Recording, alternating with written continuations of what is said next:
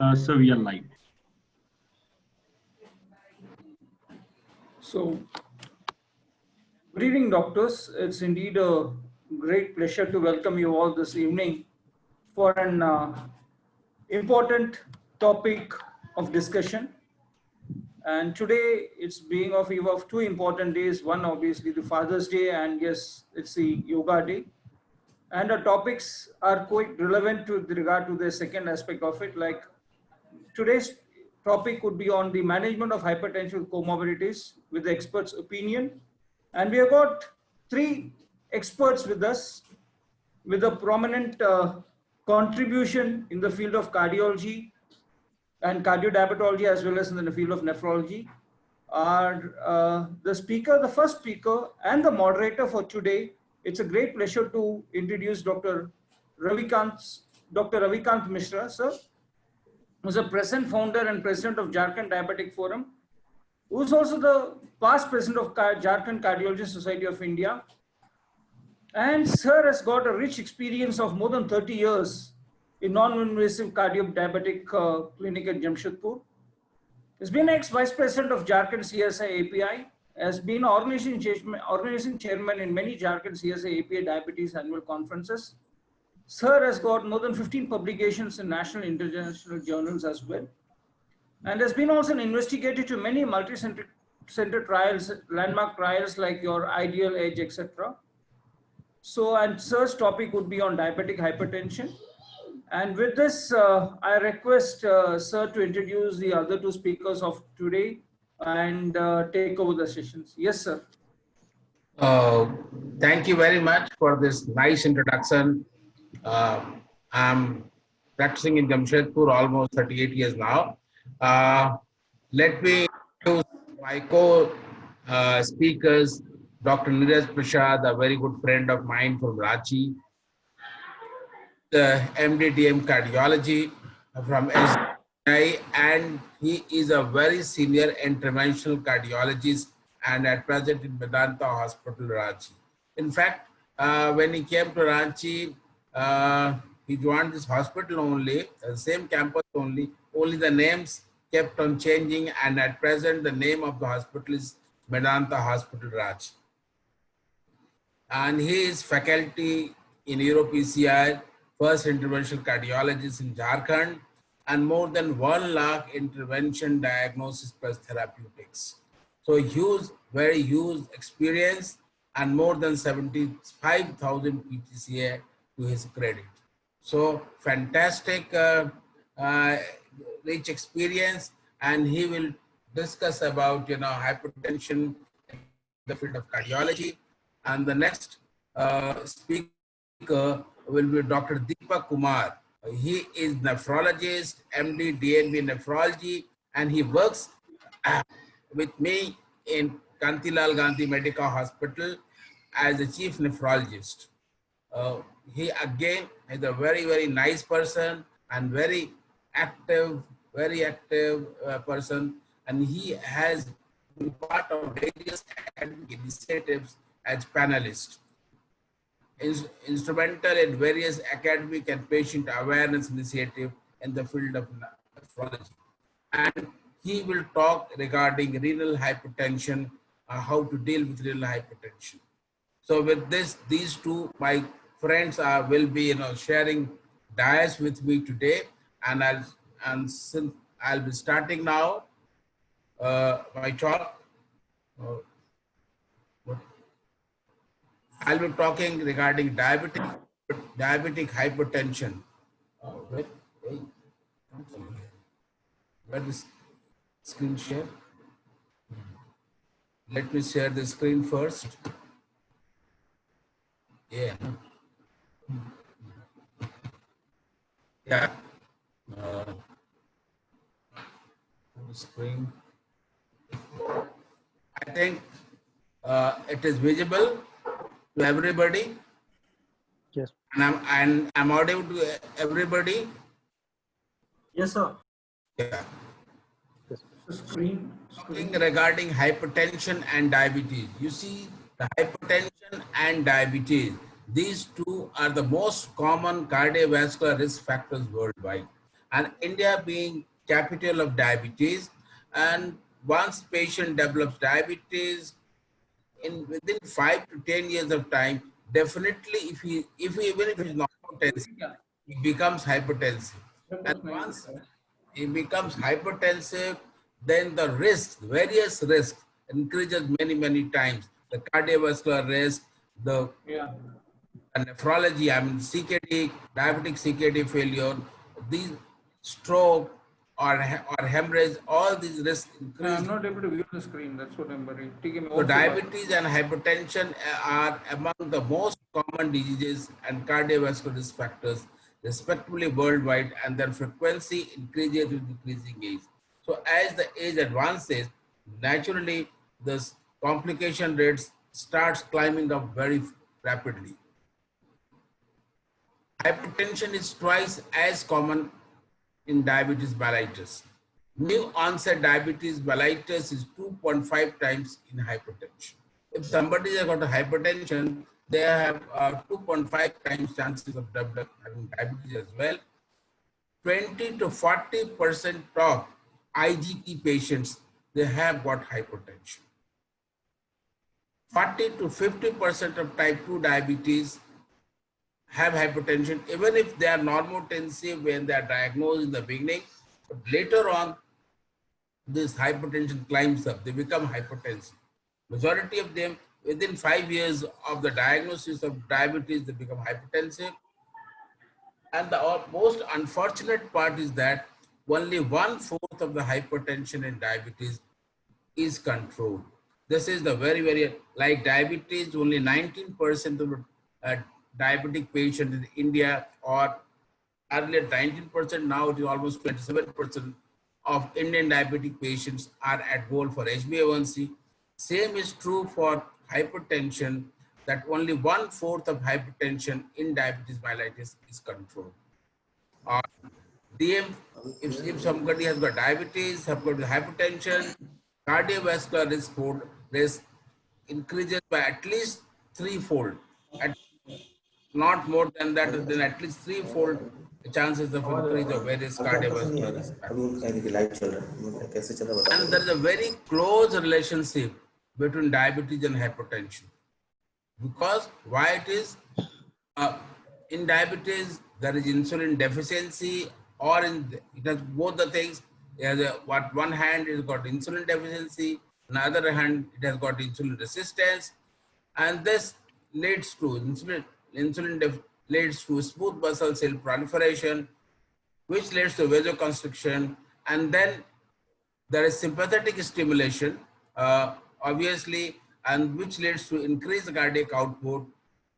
Finally, on kidneys, the sodium reabsorption is increased, and all these combined together, vasoconstriction, increased cardiac output, and increased sodium retention.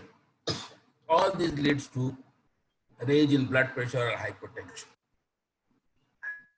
So what is the mechanism? I'll let you in a very simple term. What is the pathophysiological mechanism in hypertension in diabetes? I had already said there is element of sodium retention. This sodium retention leads to increased plasma volume. There is enhanced vascular smooth muscle contraction. So this exaggerated vasoconstrictor response, altered vascular smooth muscle cation transport, all these leads to increased vascular free intracellular calcium, increased, and then the renin-angiotensin system, this gets deranged, or rather activated. So there is increased plasma inactive renin levels. You have altered plasma renin activity. There is hyperglycemia, and this hyperglycemia is itself has got direct toxic effect of glucose on the endothelial cells. So this is the hyperglycemia, raised blood sugar is direct glucotoxicity, causes direct toxic effect on the endothelial cells. And then hyperinsulinemia leads to sodium reabsorption and retention, and attenuation of vascular smooth muscle calcium influx. So all these things, factors, they combine together and they all lead to raised blood pressure or hypertension and its consequences in type 2 diabetes. So diabetic hypertension leads to end organ damage. You know, they're very common. Either patient have a hemorrhage or a stroke. If the uncontrolled blood pressure, then there'll be effect on heart like left ventricular hypertrophy, ischemic heart disease, congestive heart failure. In fact, 90% of the diabetic patients, they die of ischemic heart disease. And another very common factor is, I'll tell you, this congestive heart failure. If we do an echo in diabetic patients in 5 years time, at least in 520, at least 30% of the patient will do an echo on those patients will very clearly can show diastolic dysfunction grade 1. And this diastolic, the first thing which occurs is diastolic dysfunction, later on systolic dysfunction, and finally congestive heart failure. Then this diabetic hypertension leads to peripheral vascular disease, PVD, which is very, very common. And that is the reason that in India, 1 lakh of people have lose their limb because of the PVD in type 2 diabetes. And then retinopathy. You know that, that blindness in India, diabetic retinopathy is one of the major cause of blindness. And what to say regarding renal failure and proteinuria? At least 30% of the diabetic patients, they do suffer from chronic kidney disease, right from microalbuminuria to ESRD. If you, and Dr. Deepak will tell you, if you go to visit a renal ward where patients are undergoing dialysis, 7 out of 10 patients in India are probably suffering of diabetic ESRD. So, mechanisms of vascular complications in diabetic hypertension. There are various mechanisms, all these mechanisms combine together and it becomes a vicious circle merged together, and it leads to all these various vascular complications. One is of course hyperglycemia, which has got direct effect, and that leads to accumulation of ACE and RAS, that is in the blood. Then there is a RAS stimulation, then immune activation. Immune activation is there, oxidative stress is there, it all leads to oxidative stress, and low grade inflammation. This low grade chronic inflammation is there, and all these leads to macrovascular and microvascular diseases. Both. So in diabetes and hypertension, this macro and microvascular complications both are very, very common. So either diabetic patients, they are at risk of microvascular complications like coronary artery disease, myocardial infarction, stroke, or congestive heart failure or peripheral vascular disease. These are the macrovascular complications in patients with diabetes and hypertension. And if they have microvascular complications, then we'll have retinopathy, neuropathy, and nephropathy. So, and none of these complications which I'm enumerating are uncommon. They are very, very common in diabetic patients who have got hypertension, and especially if they have uncontrolled hypertension. So diabetes approximately doubles the cardiovascular risk in patients with hypertension. If the patient has got diabetes and if he has got hypertension both, then very clearly this systolic hypertension for elderly program, the SAFE trial has shown that all these cardiovascular events, stroke, CHD, and all those, they simply increase very much if you have got diabetes. This is systolic hypertension Europe study. And lastly, the optimal treatment, HOT trial, which was very, very popular trial. And this HOT trial also has shown where the if somebody has got diastolic blood pressure less than uh, is less than 90 or above, and I mean, if they have got hypertension, then of course the cardiovascular events will increase like anything. And and they have got associated diabetes. If they do not have diabetes, then all these complications are less. What is the ABC treatment goals for people with diabetes? It's very, very common thing, and I'm talking in a very non-complicated way. Uh, what and this is the basic of the management of diabetes with hypertension. While A stands for HbA1c, bring down the HbA1c less than 7, blood glucose less than 7. Second most important thing is the blood pressure less than 130 at T. And third, cholesterol, because in diabetes, these three things are very important. One, if you want to really manage type 2 diabetic patients, these three things are important. LDL has to be less than 100. So this is the basic mantra for managing any type 2 diabetic patient in day to day. HbA1c should be less than 7, blood pressure should be less than 130, and cholesterol, LDL cholesterol should be less than 100. So whatever the ASCVD based risk screening is the key basis along with the factors of that. So if the ASCVD risk is high, naturally you have to be more tight in control. If the ASCVD score is low, then you can have some lenience. So what are the benefits to diabetics by controlling ABC? Intensive glucose control, that is HbA1c. If you go for intensive blood glucose control, you can reduce the risk of cardiovascular events by 42%. If you go for tight blood pressure control, I mean, you bring down the blood pressure goal to 130/80 or between 120/70 to 130/80, you can reduce the risk of CVD among persons with diabetes by 33 to 50%. If you control cholesterol, that you bring down LDL cholesterol less than 100, then you can reduce the cardiovascular complications by 20 to 50%.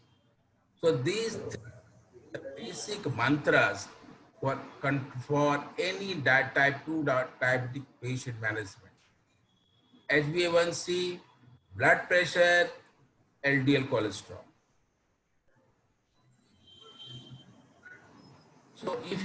So if somebody is there, this is the lesson learned from Wikipedia's trial. You can see patients with aggressive endpoints, patients with a less aggressive, less tight control.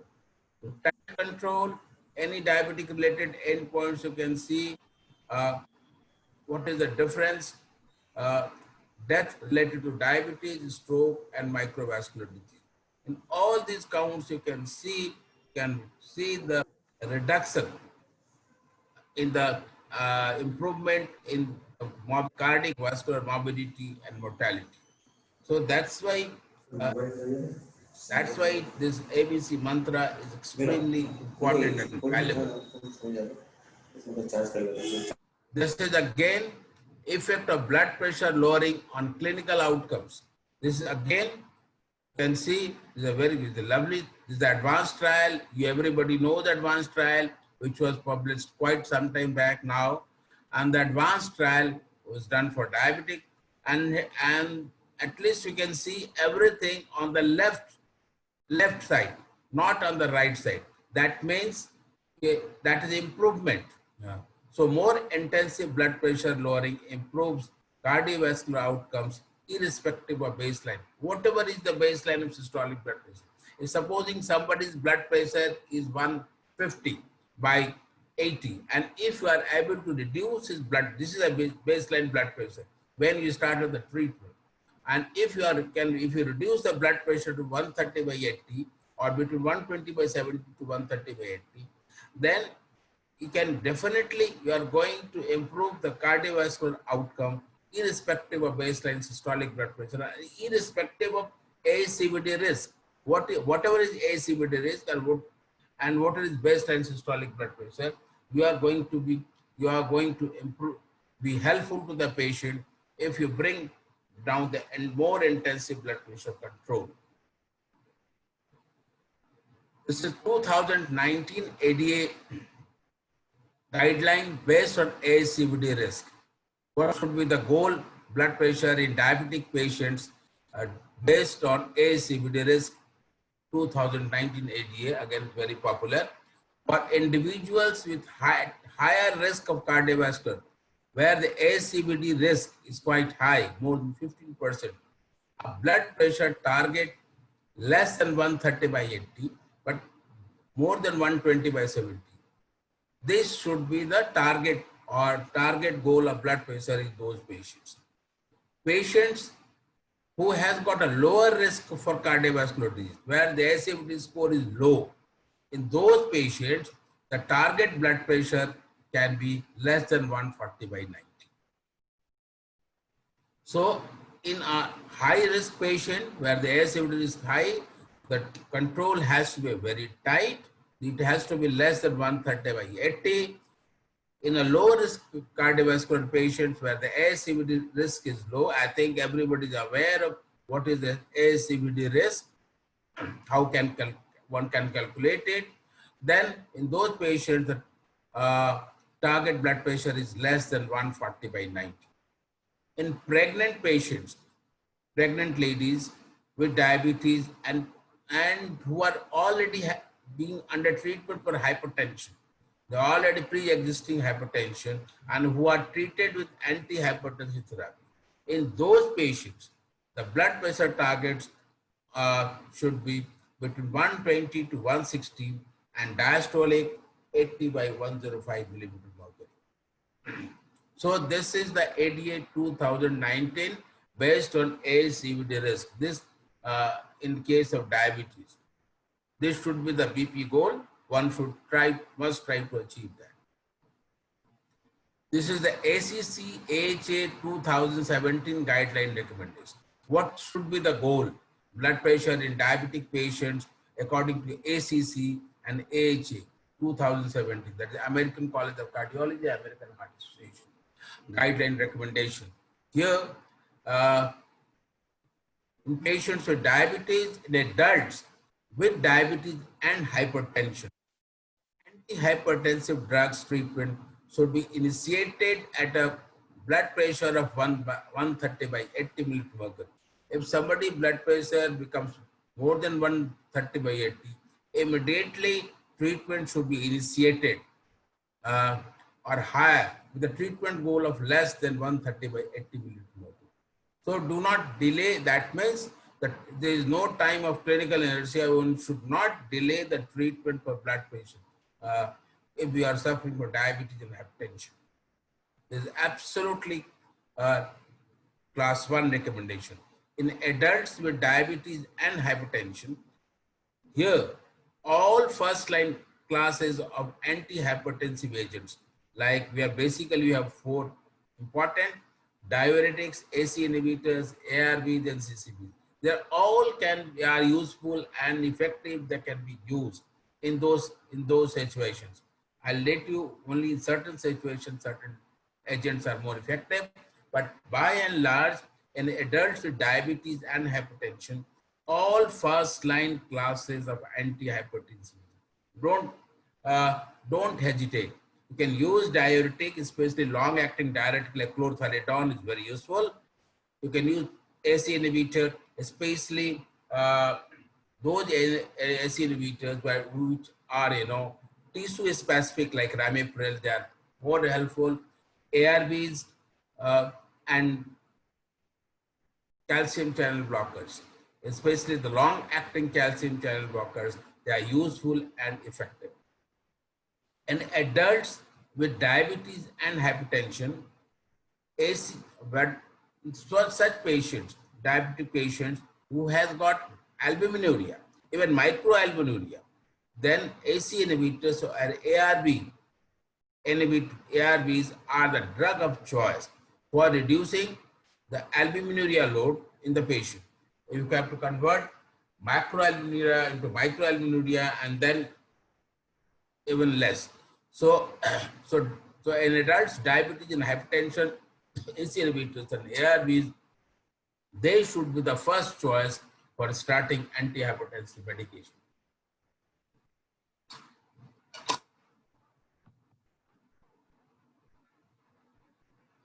If you see the ESH 2018 guideline recommendation, European Society of Cardiology and European Society of Hypertension. Here also, antihypertensive drug treatment is recommended for people with diabetes when office blood pressure is 140/90 and above. In those people who have got absolutely no complications, Halo's people, in those patients, treatment is recommended when the blood pressure becomes more than 140/90 and above. In people with diabetes receiving BP lowering drugs, it is recommended to target systolic blood pressure to 130. So one has to be extremely tight. You must target the systolic blood pressure to 130 millimeter mercury, but should not go below 120 milligram. But why one should not go below 120 milligram of mercury, millimeter of mercury? Because then the mortality will go up. In older people, aged 65 and above, one should target to a systolic blood pressure in the range of 130 to 139. People above 65 or 65 and above, your target should be systolic blood pressure should be the most important target in those situations, because those patients are likely to suffer from a stroke or hemorrhage. So in those situations, you have to have a systolic blood pressure range of 130, between 130 and 139. And the diastolic blood pressure to target again diastolic blood pressure to be less than 80, but not less than 70. Not less than 70. So less than 70, again, it is a risk factor.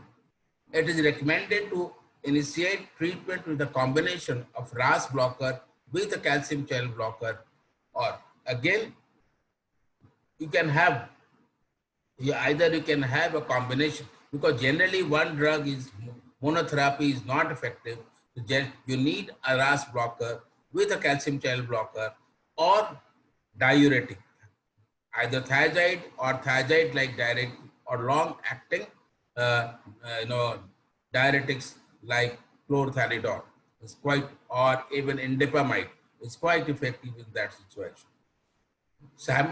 Then it's very, very important to know that simultaneous administration of two RAS blockers, they are absolutely not recommended.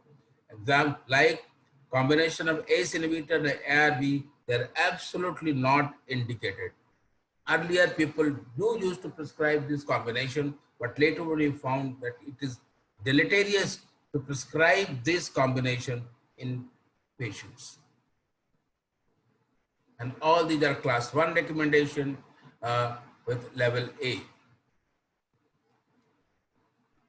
So, choice of therapy in diabetic hypertension, if the patient has got macro or microalbuminuria in type 1 diabetic patient, AC inhibitor is effective in slowing the progression of kidney disease and reduces ESRD.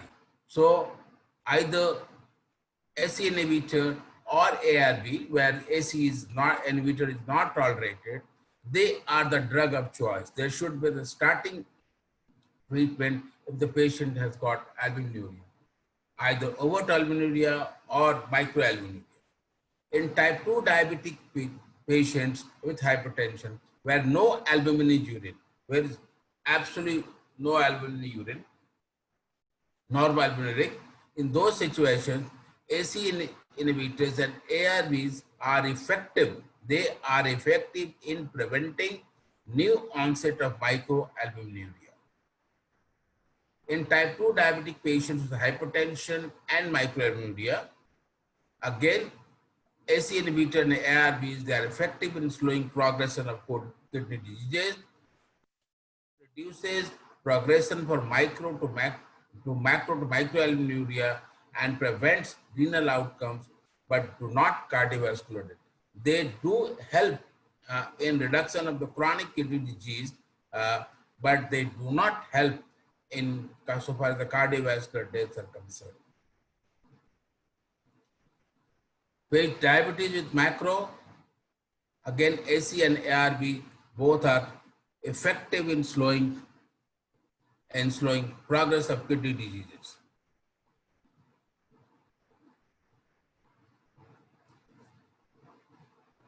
Sorry, I'm not sure what is.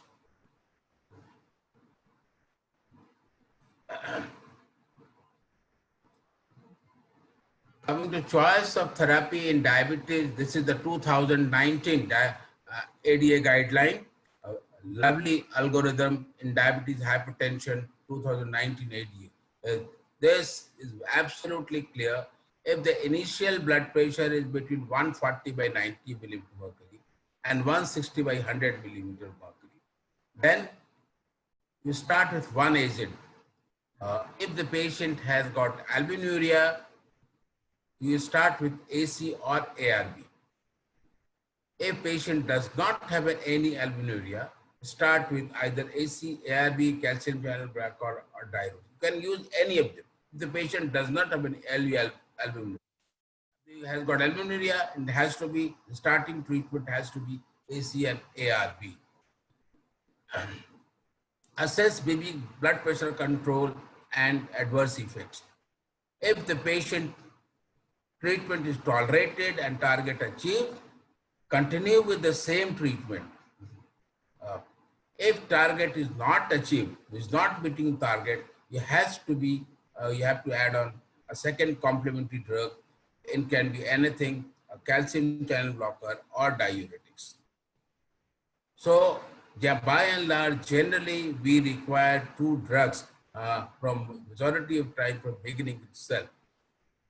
If treatment is tolerated and target achieved, you have to continue with the same treatment. Again, it is not achieved and patient has got adverse effect. Then again, you have to add another drug, a third drug, AC, any of them, AC, ARB, CCB, to increase the dose of calcium channel blocker, can have to add a diuretic. And diuretic, basically, one should add either thiazide or thiazide-like diuretics like chlorthalidone or indapamide. Again, you have to assess blood pressure control and adverse effects, not meeting target or adverse effects using a drug from each of the 3 classes. Then you have to add a mineralocorticoid. You have to consider a mineralocorticoid like spironolactone or epiluron in those situations for controlling blood pressure. If the initial blood pressure is 160 by 100, you have to start 2 drugs from the beginning itself. So you have to hit hard as early as possible. If the patient has got albuminuria, start with AC or ARB and CCB combination or diuretic. If the patient does not have albuminuria, then start with 2 of the 3 options, AC, ARB, CCB or diuretics. If the patient has got adverse effect, then consider change to alternative medications, any of them. And if it does not, no adverse effect, you continue with the same. Then again, you have to assess the blood pressure control for adverse effects, not meeting target or adverse effects using, then you have to add another drug, another class of drug, again, mineralocorticoid. So by and large, in case of diabetes, after some time, generally we require 3 drugs at the same time, triple drug combination for controlling. But the thing is very, very important. You have to have a very tight control of blood pressure. The target is fixed. That target we have to achieve in case of diabetes and hypertension.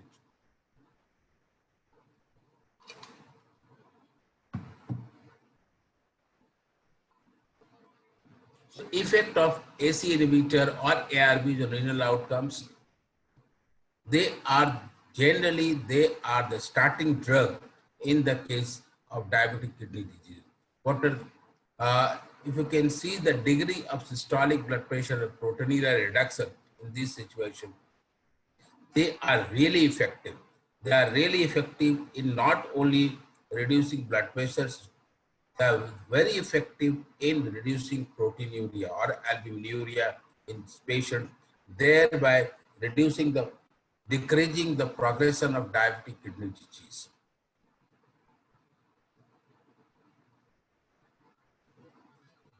And this is the famous HOPE study, which has been done with ramipril and long time back.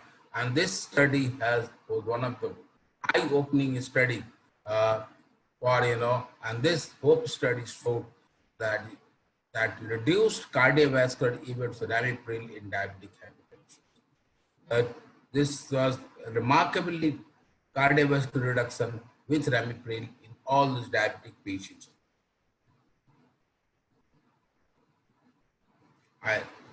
Whether it is MI, stroke, or cardiovascular death. So beneficial effects where the patient do not tolerate, AC inhibitor, or patient has got cough, irritating cough and all the, or if the patient has got angioneurotic edema. These are some of the side effects of AC inhibitor.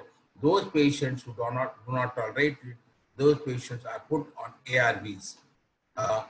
And ARB is also very, very effective in diabetic hypertension, not only reducing reducing albuminuria, blood pressure, as well as it is like telmisartan. It is called metabolic sartan. It has got evidences that suggest of angiotensin II production improved glucose metabolism, and it has got a very good effect on pancreas. It has got very good effect, beneficial effect on adipose tissues. It has got a very good effect on skeletal muscles. So that's why it is called metabolic sartan. So where patients do not tolerate AC inhibitors, you can jolly well use all these ARBs. And this finally the new sartan, agilsartan. And the advantage of agilsartan is truly 24. It has truly 24 hours action. And the biggest advantage of agilsartan is control of the nighttime blood pressure. And this nighttime blood pressure control is extremely important in diabetes from the 2 points of view. One is a reduction of cardiovascular morbidity, mortality, especially stroke, and the other is kidney disease. That you are able to reduce the progress of chronic kidney disease. So in that point of time, it is important to reduce nocturnal blood pressure, and in that agilsartan is the best for reducing the nocturnal blood pressure in type 2 diabetes. This is again famous ALHAT diabetes extension study, ALHAT trial, and this trial has firmly established, and this trial was a long trial and it continued followed for almost 7 years. And with this trial, this chlorthalidone got established as a wonderful drug, not only for controlling a uniform control of blood pressure, for reducing cardiovascular mortality, stroke, especially stroke, and without minimal side effects. So this chlorthalidone trial has really changed our thinking towards management of type 2 diabetic hypertension, type 2 diabetes and hypertension. Here we can use a combination of this chlorthalidone and like, telmisartan. This combination, that is, I told you, metabolic sartan, this combination is quite popular for the benefit for reducing, especially cardiovascular mortality and strokes. And finally, I can tell you that all these blood pressure control, diabetes, these are the conditions brought about by lifestyle.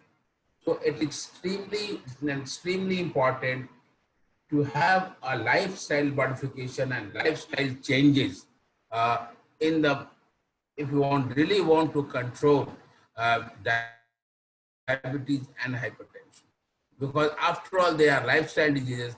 So all the pharmacological medications, they're only associated, there are no associated with it. The center or in the core is the lifestyle modification or lifestyle management. So if you change the lifestyle of those people, then those conditions will definitely going to leave you and you're going to live a long life. So this completes my talk. Thank you for the patient hearing. We'll answer question at the end. Now I invite Dr. Neeraj Prasad from Ranchi, Medanta Ranchi, a very good, very renowned, a very popular and very experienced interventional cardiologist, to talk regarding vascular disease and hypertension. Dr. Neeraj, please. Yeah. First of all, thanks to Dr. Mishra. I was really enjoying your presentation. Okay. So the topic which has been given to me now is really one of the challenging topics. One of the most emergency cases that we see in hypertension is because of secondary hypertension. So first of all, what is the definition of secondary hypertension? Hypertension related to specific etiology is called primary, and take 1 minute, just putting the slides on the screen.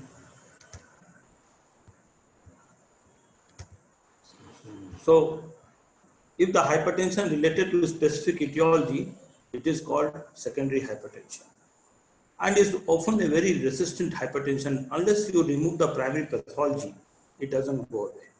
And with the target BP, is difficult to achieve by standard treatment.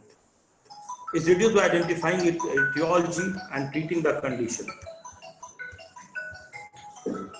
So one of the interesting thing is, which is not there in the slide, which I'd like to share with all of you, is that how to suspect, when to suspect. Suppose a person who comes who is above 40, where you expect that, okay, fine, he can develop a hypertension. But what is the condition which makes you know that you have to rule out a secondary hypertension? The clinical thing is that what you have to do is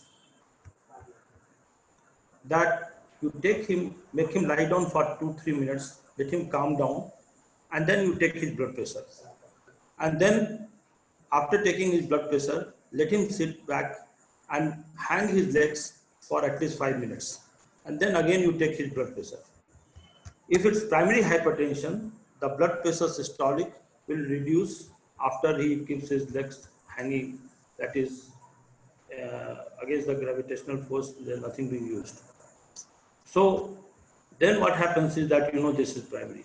But in secondary, what happens? It doesn't fall, it jumps up. So this is one of the clinical way, simple way to suspect in everybody who has got secondary hypertension. This is the first point which I wanted to raise it.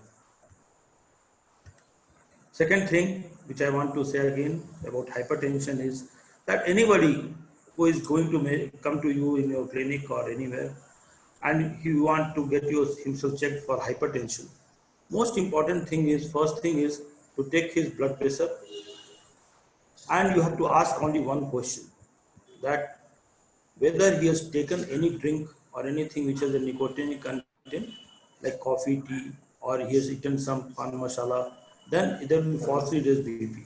Don't go for that. So let him get rid of all that after for 2 years, 2 hours, and then after 2 hours, if you measure, that's the real blood pressure. So these are the things, the real fallacies sometimes occur in diagnosis of secondary or primary hypertension, which I wanted to introduce. So hypertension related to specific etiology, as I told, is term secondary hypertension. And often it's a very resistant hypertension and it's difficult to achieve the target BP. You can handle it only when you identify its etiology and rectify it. Renal disease constitutes the major group of secondary hypertension, which I won't touch much because Dr. Mishra has already covered it very nicely. So the prevalence and potential etiology of secondary hypertension vary by age. The most common are in children, where the renal parenchymal disease and coarctation of aorta is one of the most important things to be ruled out. In adults, 65-year-old, atherosclerotic renal artery stenosis, renal failure, or hypothyroidism are common causes. And it should be considered in presence of suggestive signs, that is resistant hypertension, age of onset younger than 30 years. This is the most important point. That if you get somebody who is coming with a hypertension and you are taking it in the correct way, that is, he is not taking any nicotinic drink and there is no false rise, and then you see that, look, his blood pressure is high and he is a young person, 30 years and less than that, then of course it is because of secondary hypertension. Additional renal vascular hypertension should be considered in patients with increase in serum creatinine or at least 50% occurring in 1 week of initiating ACE inhibitor or ARB. So the severe hypertension and a unilateral small kidney or difference in kidney size by more than 1.5 centimeter, recurrent flash pulmonary edema, all this also points towards a renovascular hypertension. Other underlying causes of secondary hypertension are hyperaldosteronism, that is because of aldosterone hormone is much more and sodium retention is higher and that leads to high BP. Obstructive sleep apnea, that is your sleep is not absolutely continuous because of some interruption in the breathing process, you get up and then the BP will rise. Pheochromocytoma, this is the most important thing, and this is a tumor which is secreting the adrenal hormone which keeps the BP very high. Cushing syndrome, we also know, is a hormonal change, thyroid disease, coarctation of aorta. That's the anatomical defect that a newborn gets, and of course there are some medication also adds to the high blood pressure. So possible causes of secondary hypertension, most important, most common thing is renal arterial stenosis. How to diagnose it clinically? You make him lie down and you look for a buoy near the umbilicus. If you are able to hear a very nice buoy, or then you get it confirmed with the ultrasound Doppler study, then you can come to the terms and conditions. Coarctation of aorta. Differential blood pressure more than 20 millimeter between arm and leg, delayed or absent femoral pulses are the one which point toward coarctation. Thyrotoxicosis. It leads to heat intolerance. Even in winter, he is sweating. Menstrual disturbances and tachycardia and tremor can occur. His hand will be shivering. Hyperaldosteronism causes hypokalemia, pheochromocytoma, episodic sweating and palpitation, BP elevation in paroxysms. And Cushing syndrome, central obesity, abdominal striae you can see with more than 1 centimeter, facial plethora, easy bruising. That all is a feature of, is a sign of high steroid. Obstructive sleep apnea because of high snoring, daytime somnolence. Drug-induced potential offending medications, when it's being used, that can lead to hypertension. So what are the indications to evaluate the patient for secondary hypertension? As I told, clinical marker, I have already told you once, that once he is lying down, the BP rises suddenly when he gets up, whereas it's not possible. Usually the BP falls by 10 to 20 millimeter once he hangs his legs. So acute rise in blood pressure in patient with previously stable readings, age of onset before puberty. If there is there, it means there is a secondary hypertension. Of course, we have to suspect in non-obese less than 30 years person, old person. No family history of hypertension also. Malignant or accelerated hypertension with signs of late organ damage, severe blood pressure more than 180 and diastolic more than 120 or resistant hypertension, then also we should consider that maybe it is related to, they have given one or two medications, still there is no response, then you have to think of resistant hypertension or secondary hypertension. Due to that, it goes to resistant hypertension. So what are the clinical clues, signs and symptoms that suggest specific causes for secondary hypertension? Increased serum creatinine of at least 50% after starting ACE inhibitor or ARB. This is clearly a marker for renal artery stenosis.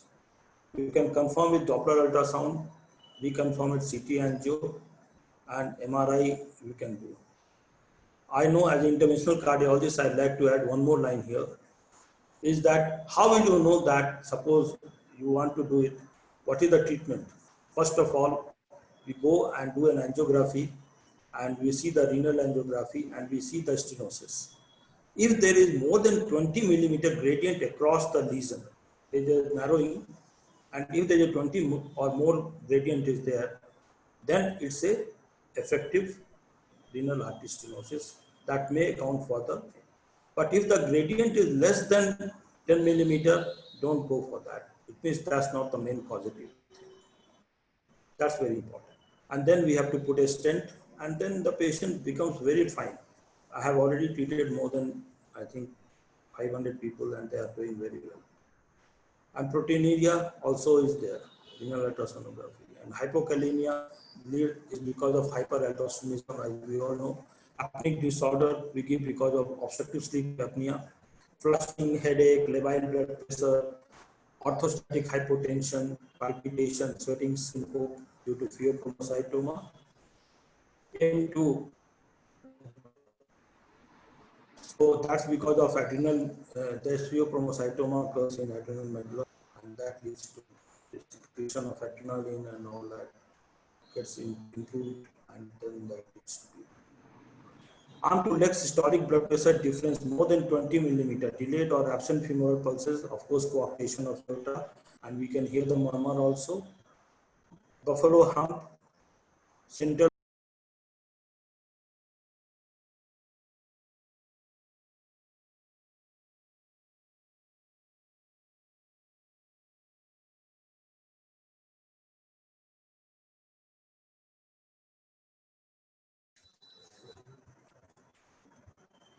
If they is tachycardia, of course, we know that this is nothing but thyroidism, and in bradycardia, we know suspect hypothyroid. We can give constipation in hypo, diarrhea, of just opposite in hyper. And cold intolerance, then of course it is because of hypo, and heat intolerance is because of hyper. So most important thing is that if they are ladies, they have impact of hypothyroid hormone on the menstrual cycle. It's either high or low. So most common causes of secondary hypertension by age. In young age, renal parenchymal disease or coarctation, that is less than 10 to 11 years. Between 12 to 18 years, in 10 to 15%, there is a renal parenchymal disease or coarctation again. Because once the person grows, and especially once it reaches the 15 years, then also that shrinks, little bit late development occurs. And sometimes it's ignored by the patient, so they come late. Young adults,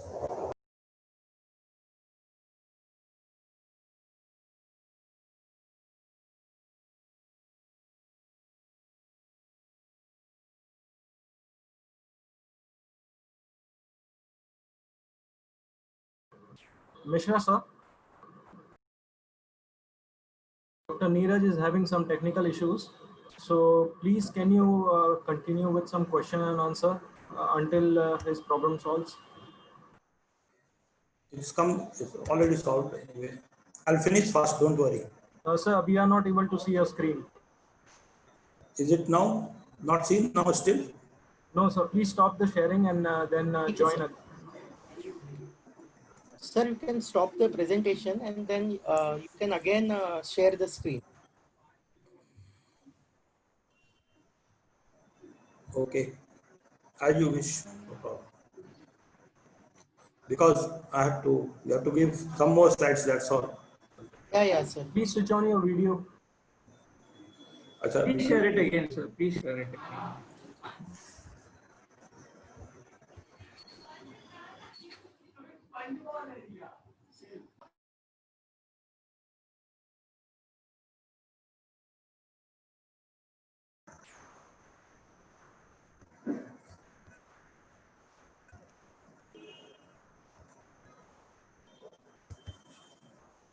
are you able to still to see?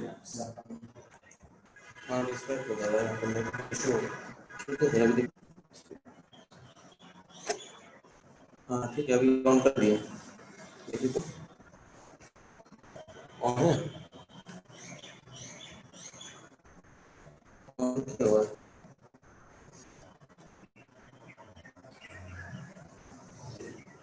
Connection is unstable.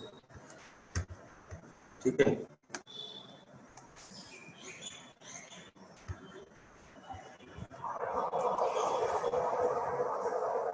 हमारा presentation Sir, please unmute. Misra sir. हमारा presentation Unmute.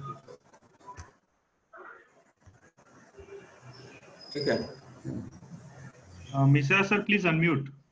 Yeah. Yes.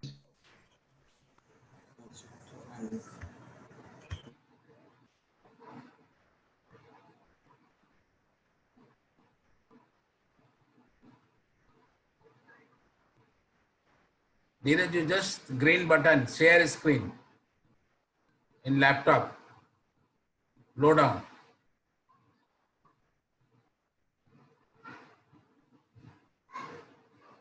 Please accept my request. You are able to see sir now. Neeraj sir, please accept the request.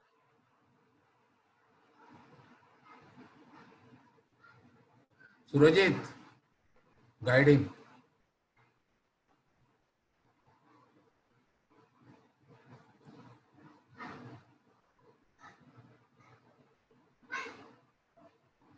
उसका screen नहीं आ रहा हाँ? नीरज का सुरजीत को बोलो ना कि वो शेयर स्क्रीन में है चाहे चाहे रिक्वेस्ट एक्सेप्ट करें एक्सेप्ट रिक्वेस्ट मतलब फोटो है पूरी देख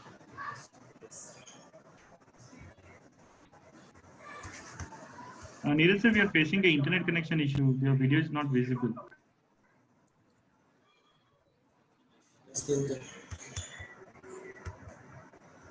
शेयर कर तो किया उनका नहीं चल रहा था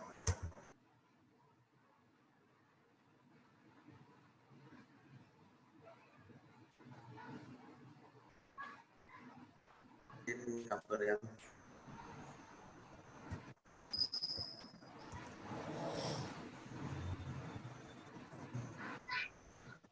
कितने तभी आ रहा है Are you getting something? अभी आ रहा है Is the screen visible? No. No, it's not. No, not yet.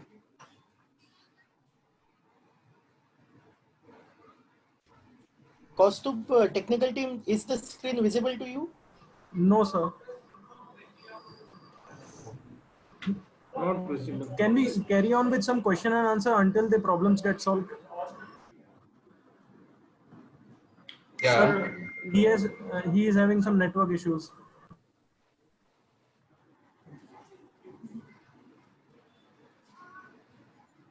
Yes. Can I Then we'll get back to Dr. Deepak Kumar.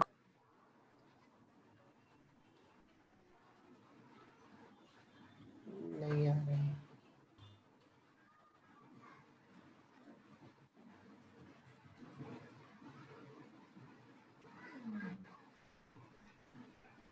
Kaustubh, is the screen visible now to you?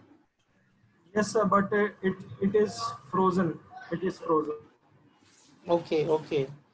Mishra sir, what do you suggest? Shall we go ahead with the Deepak sir's presentation meanwhile? Meanwhile, they can sort out this. Exactly. What do you suggest, sir? Okay. Deepak sir, are you there? Yes, we'll go for Dr. Hello. Deepak.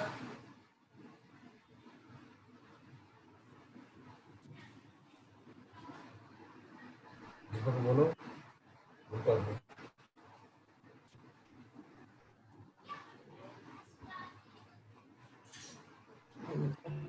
One second. It's coming. Also, are we sharing the screen of Dr. Neeraj or Dr. Deepak Kumar? Hello. Yeah. Deepak has come. What did you Hello. Surjit जी आप बंद कीजिए अभी बंद कीजिए. Dr. Deepak, I have only. Yes. Can you upload the presentation? yeah, Kaustubh. Yes, Kaustubh, should I upload or- can we upload the presentation? Sir, we'll upload it from our side. Okay, okay, fine. Yeah, I got that. Sir, can you see it now, sir? Yes, yes, yes, Yeah, sir.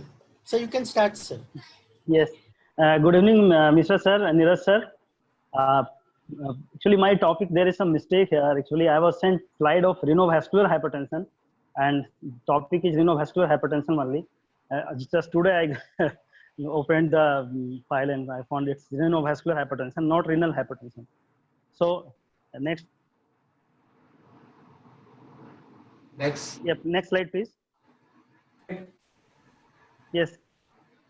As we all know that kidney plays a central role in regulation of blood pressure, and this is because kidney plays a very vital role in volume control of our body. Intra-arterial volume is controlled by kidney, and kidney plays a very vital role in RAS axis. Whenever there is fall in blood pressure, there is fall in renal perfusion, and this leads to activation of RAS through juxtaglomerular apparatus. Renin is secreted, and renin converts angiotensinogen into angiotensin 1, and that is converted subsequently into angiotensin 2. And this angiotensin 2 is a vasoconstrictor, and this also stimulates salt retention itself, and it stimulates secretion of aldosterone, which also in turn increases salt retention. This is how RAS system activation leads to increase in blood pressure. Next.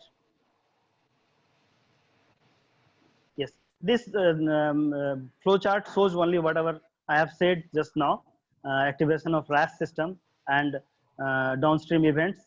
So ultimate event is increased tubular sodium reabsorption, and this leads to hypertension. Next.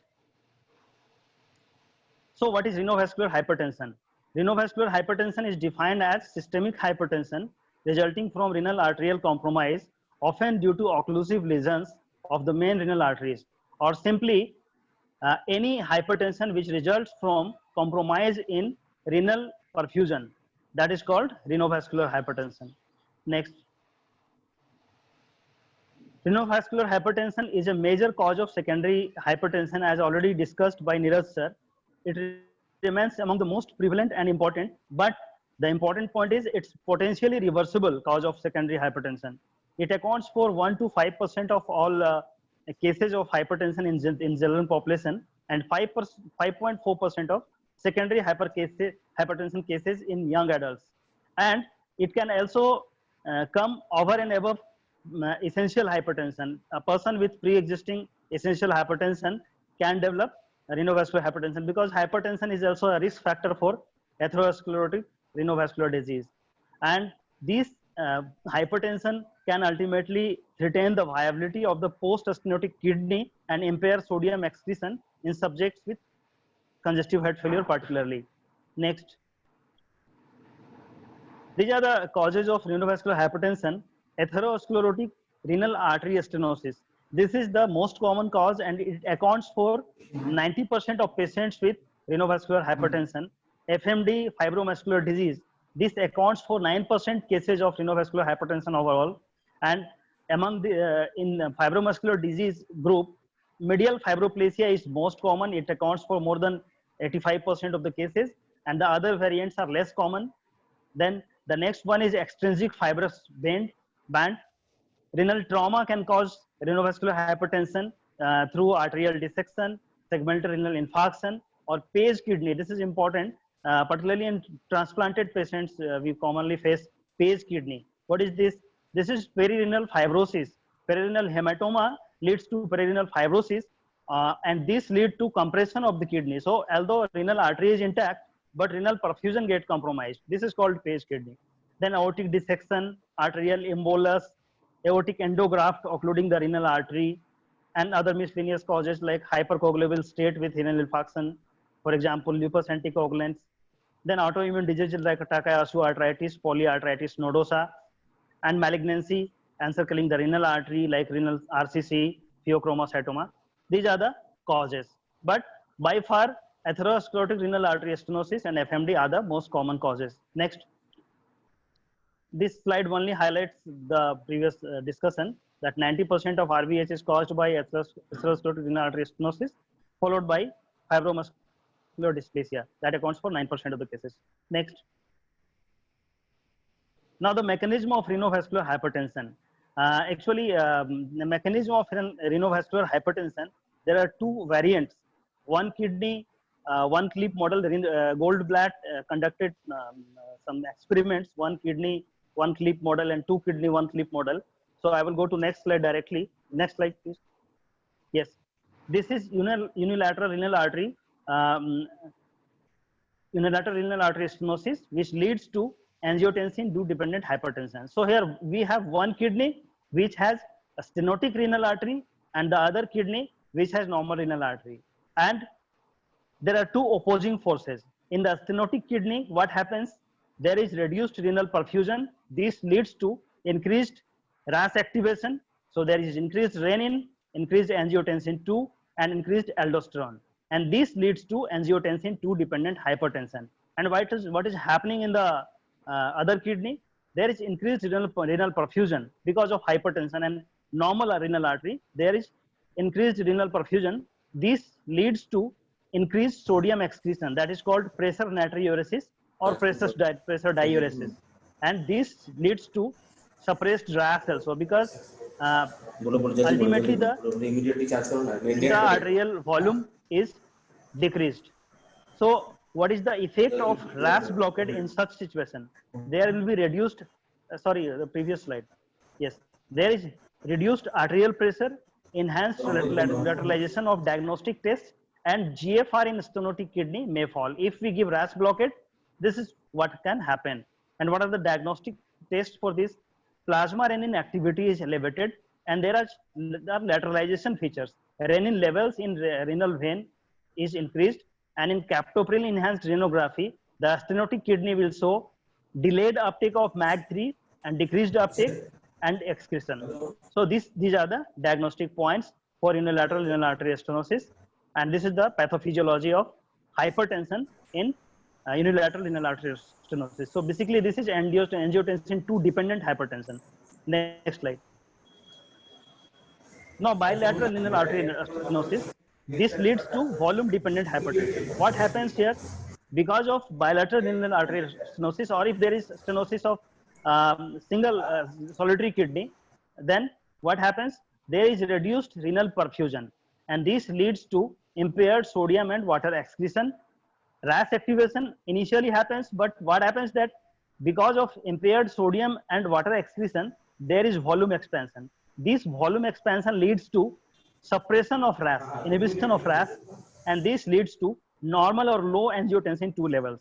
So there is increased arterial pressure, but RAS level will be either normal or low.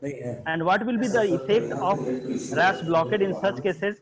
There will be reduced arterial pressure only after volume depletion, and there may be decrease in GFR, and the diagnostic tests are plasma renin activity normal or low, and lateralization features will be absent here. Next.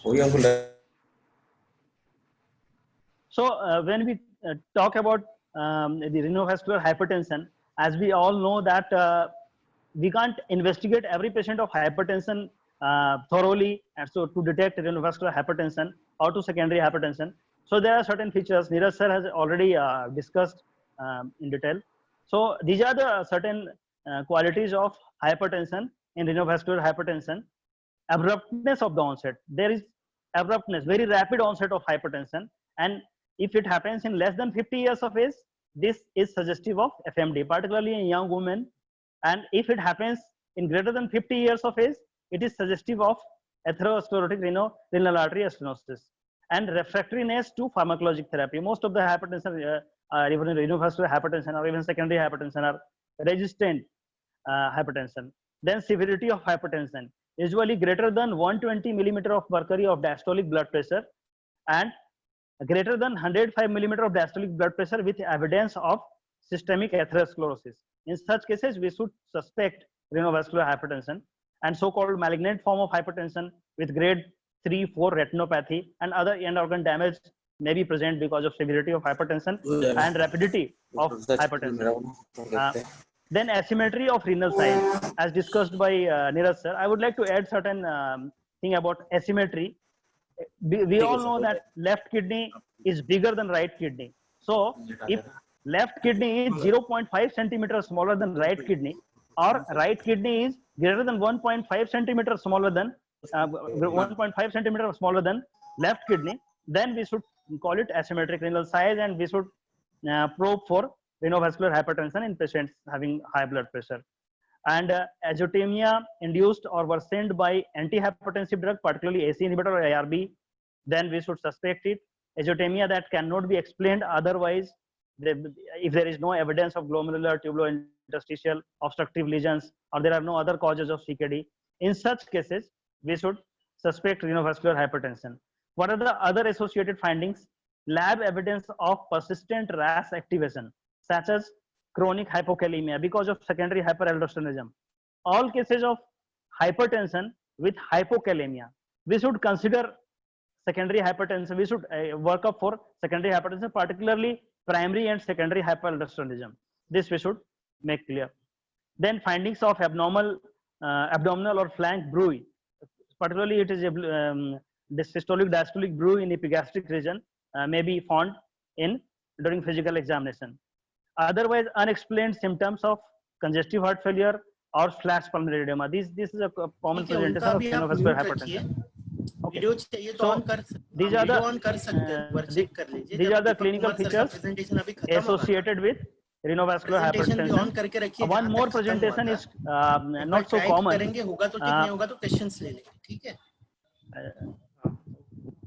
Hello. Should I go ahead? So please continue, sir. Yes. One more not so uncommon feature of this angiotensin 2 dependent hypertension, because we all know that angiotensin 2 is a dipsogenic agent. So many of the patients have polydipsia. Angiotensin 2 high levels, if these are high, then patients have polydipsia. They drink more water and they become polyuric also, and their sodium levels are low. So in such cases, patients with hypertension and having very high level of thirst and polydipsia and polyuria, and their sodium levels are always low, we should suspect this renovascular hypertension in such patients. Next slide. And this is again the repetition. So just in brief, I will go.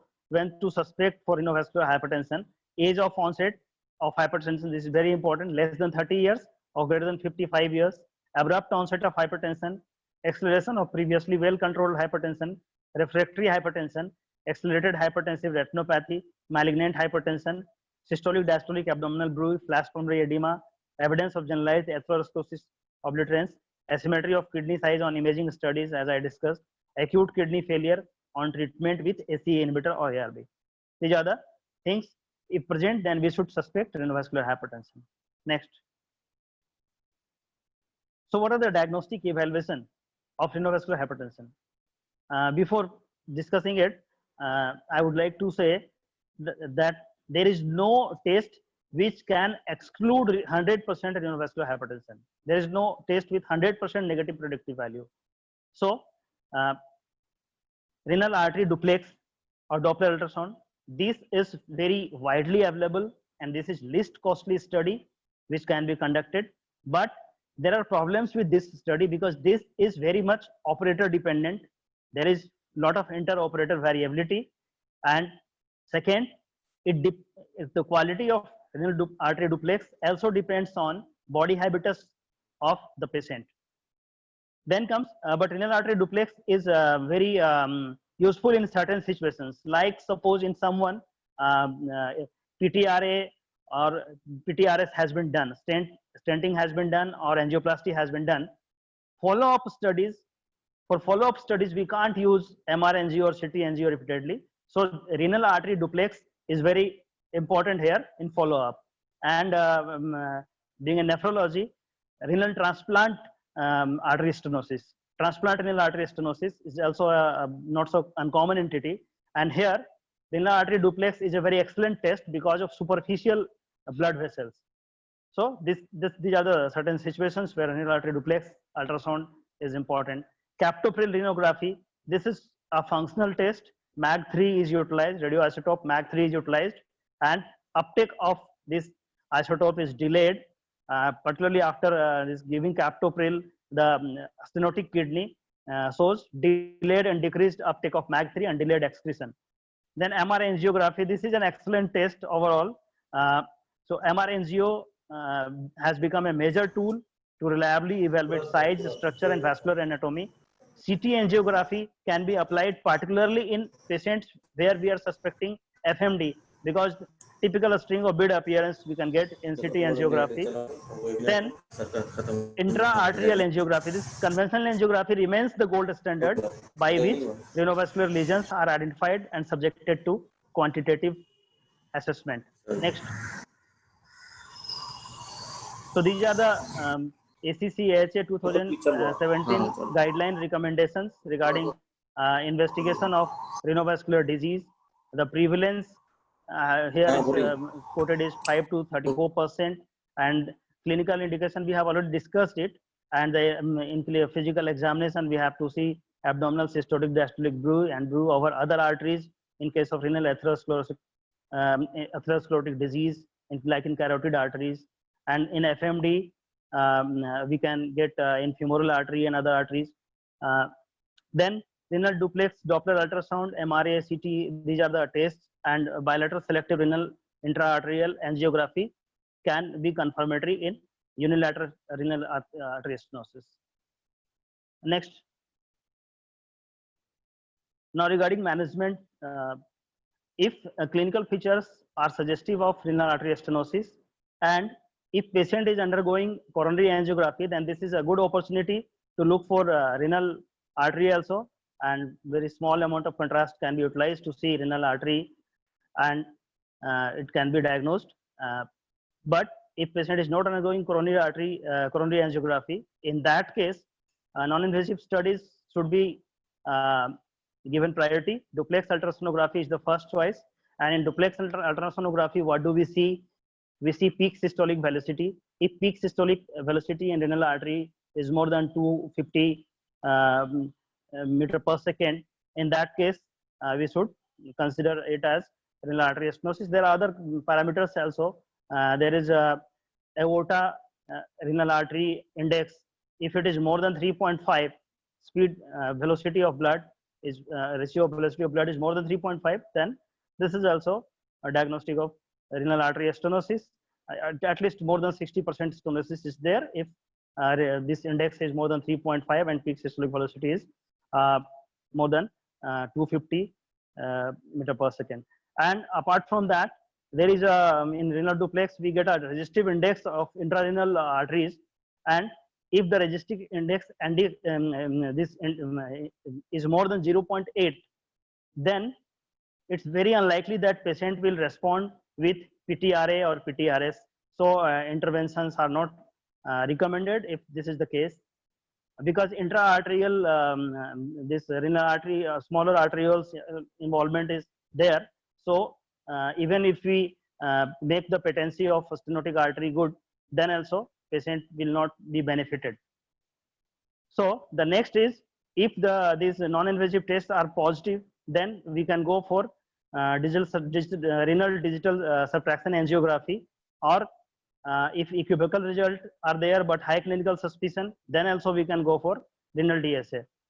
And if through renal DSA or conventional angiography, if we get significant stenosis of renal artery or arteries, then we should go for then we should consider actually the next whether we have to go for a pharmacological therapy or we have to go for invasive treatment. There are certain conditions where invasive treatment is favored over and above pharmacologic treatment. Pharmacologic treatment is always there, but over and above that, whether we have to go for invasive treatment, there are certain situations I will discuss later on. Next slide, please. So these are the various approaches for management of renovascular hypertension. Antihypertensive drug therapy, we have ACE inhibitor ARBs and direct renin inhibitors, then CCBs, diuretics, and mineralocorticoid receptor blockade, and additional classes like beta blockade, alpha receptor blockade, sympathetic agents, vasodilators. When we are using ACE inhibitor or ARB, we have to be very careful because we have to closely monitor renal function of the patient. Before giving ACE inhibitor or ARB, we have to ensure that patient is not volume depleted, because patient may go into AKI if we give ACE inhibitor ARB, and we have to closely monitor serum creatinine, serum potassium.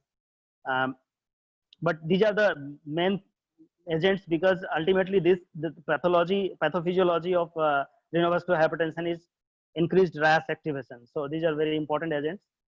Now the cardiovascular risk reduction, as we know, atherosclerotic renovascular disease, this is a generalized risk factor. All the risk factors which are responsible for coronary atherosclerosis are responsible here also. So removal of tobacco use, treatment of dyslipidemias by statins, fibrates, and others, and treatment of obesity, obstructive sleep apnea, management of glycemic control, and these are the important points. Blood pressure control, naturally we are giving antihypertensive therapy, so we have to target a good optimum blood pressure.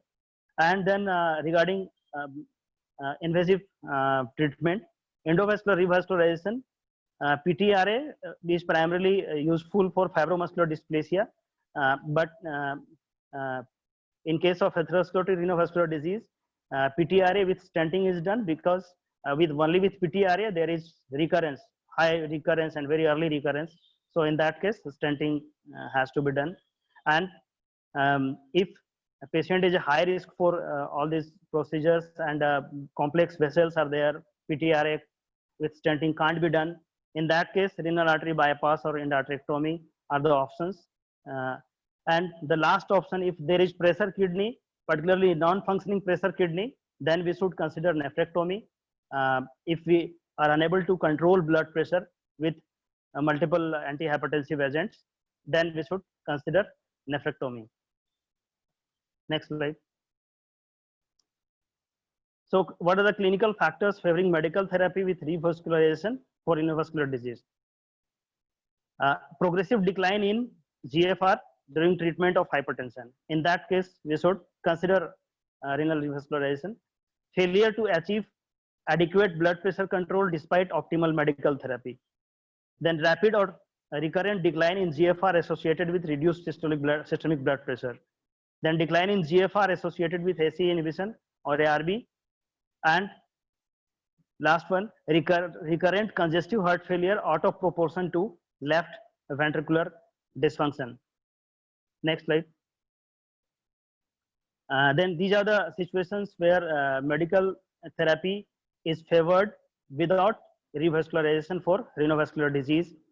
Controlled blood pressure with stable renal function, stable renal arterial disease without evident progression. So if there is no progression, there is no point in stenting. Advanced age and or limited life expectancy, extensive comorbidity, high risk or previous atheroembolic disease, and other concomitant parenchymal renal disease likely to explain renal dysfunction like diabetic nephropathy.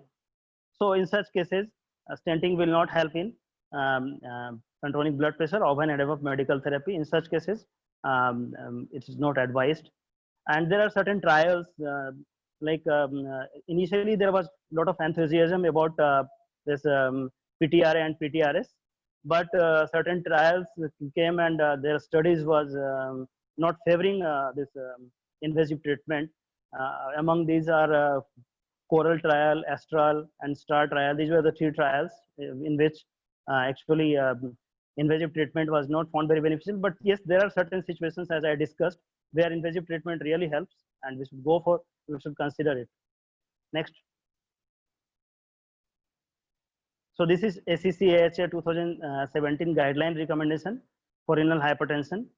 Medical therapy, here the strength of level 1 recommendation is there, and level of evidence is A for medical therapy.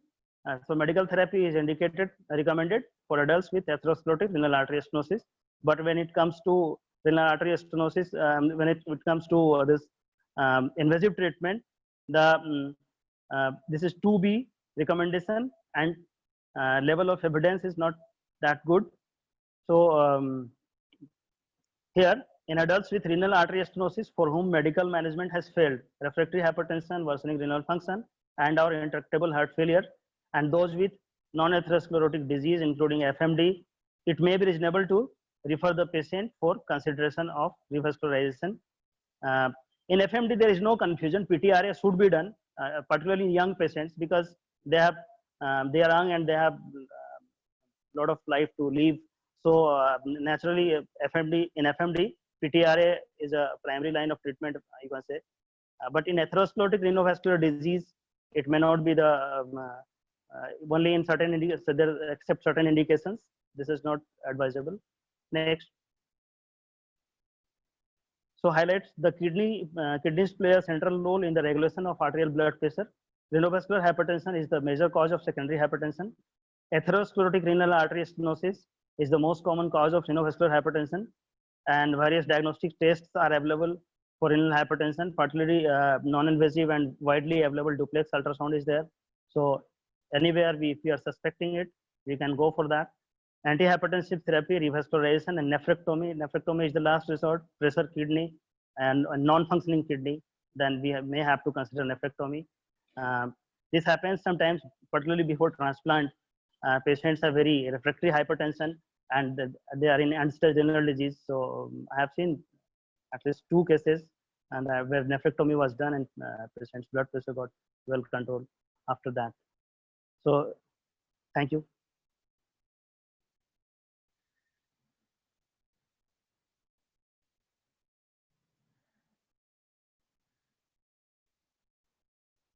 Thank you.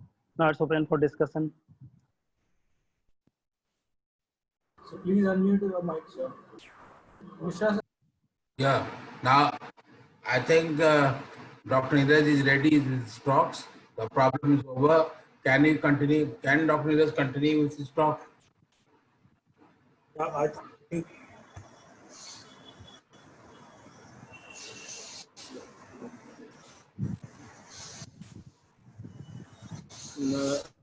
actually the internet connection got disturbed, which the whole transmission got shut down. Anyway, I could hear the last few things from Dr. Deepak. That's a good one. So now come for the pathophysiology for the secondary hypertension. Secondary hypertension is a hypertension with primary cause.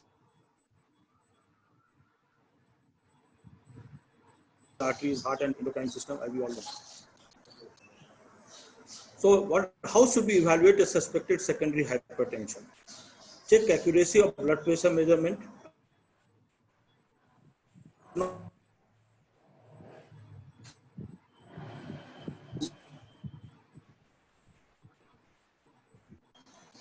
Physical examination, whether there is any bruit also in the abdomen, whether there is a difference of pressure feeling between the carotid and the femoral artery. All these we have to look for. How much is the urine analysis should be done, whether there is albuminuria or not. Fasting blood glucose should be checked for the diabetic status is there or not. Hematocrit, electrolytes, creatinine, depending on which you are suspecting, you can do all the tests also. And what is the test we usually do for detection of renovascular hypertension? That's called 24 hours urinary VMA, vinyl mandelic acid. We estimate the vinyl mandelic acid, which is raised, is nothing but a metabolic chemical factor because of adrenaline, that is the pheochromocytoma secretion is there, and that gets metabolized, and then that leads to raised VMA. And if it is raised, we have to suspect that pheochromocytoma. No clinical clues that secondary hypertension remains a concern. Child, rapid onset or acceleration of hypertension or resistant hypertension. So child or adolescent BP is between birth to 18 years. In young adults, 19 to 39 years. What are the common causes? In child and adolescent, is renal parenchymal disease, but most important is coarctation of aorta. In young adult, it is the thyroid dysfunction and renal artery stenosis secondary to fibromuscular dysplasia. In middle-aged, between 40 to 64, again hyperaldosteronism we have to suspect. And most important is obstructive slow sleep apnea. And if somebody gets it, we have to put BiPAP. Cushing syndrome and pheochromocytoma. Other adults, renal artery stenosis secondary to atherosclerosis or renal failure. All these are the common causes. So how to evaluate the suspected secondary hypertension? Go for urine analysis, urine culture, ultrasound of the kidney.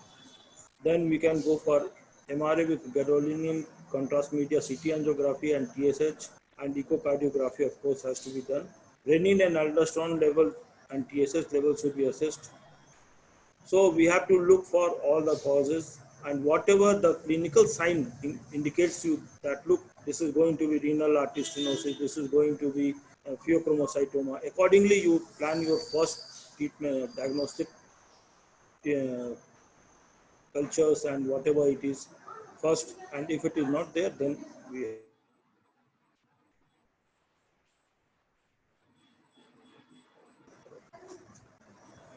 what are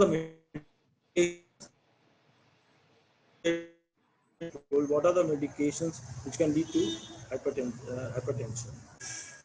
First is NSAID, that is painkillers, that is cyclooxygenase 2 inhibitors, ibuprofen and naproxen.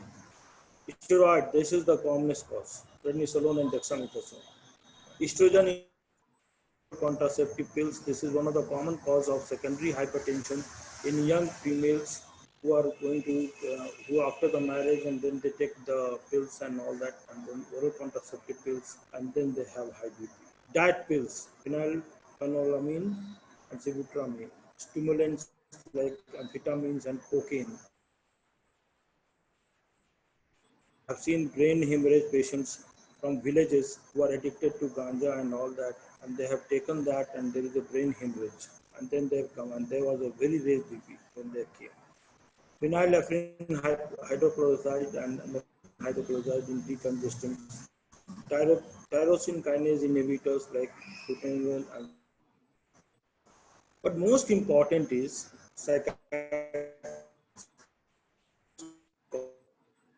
difficult to control properly the blood pressure in the psycho patient. Especially we have seen that patients who are on antipsychotics like buspirone and carbamazepine, clonazepine, paroxetine, lithium, and then antidepressants. They have all this problem a great. Immunosuppressive agents like cyclosporine, tacrolimus also can cause, and VEGF1 inhibitor like avastin can cause.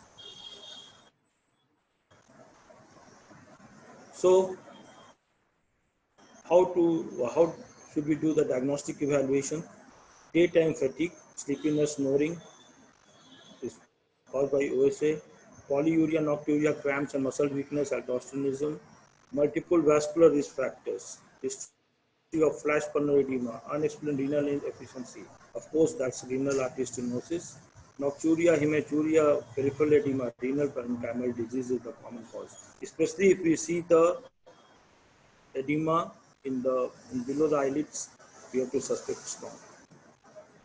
Early onset hypertension, leg fatigue is because of aortic coarctation. Proximal weakness, weight gain, diabetes is because of Cushing syndrome. Paroxysmal headache, palpitation, sweating, pheochromocytoma pattern, lethargy, recent weight gain, change of voice. change of voice, and facial puffiness on getting up is one of the most two guidelines which points towards the hypothyroidism. Heat intolerance, weight loss, and palpitation can make you suspect of hyperthyroidism. So how we should do the laboratory, what are investigation we should ask for? When you suspect renal parenchymal disease, go for urine analysis, urea nitrogen, creatinine and GFR, and we can go for ultrasound, lower abdomen and renal biopsy to know the exact etiology of renal failure. Renovascular disease, duplex renal ultrasound, MRI angio, renal angiogram and all that being done. And as I told you, to make it hemodynamic, to suspect, when you're suspecting hemodynamically significant stenosis, we have to see the pressure gradient across the lesion.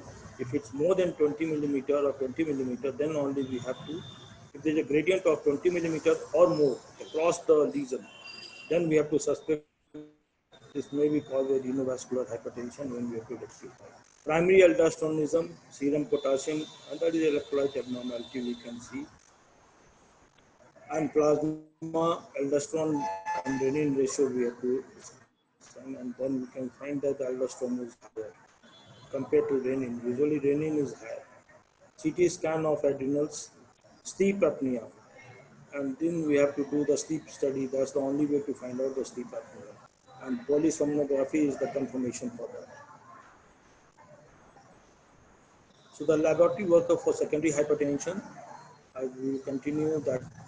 Confirmatory will be Cushing syndrome, will be plasma and urine cortisol, and confirmation with dexamethasone and suppression test, pheochromocytoma, spot urine metanopin, and the urine plasma catecholamine, CT abdomen, palpation of aorta, chest X-ray, CT angio, and thyroid disorder, acromegaly.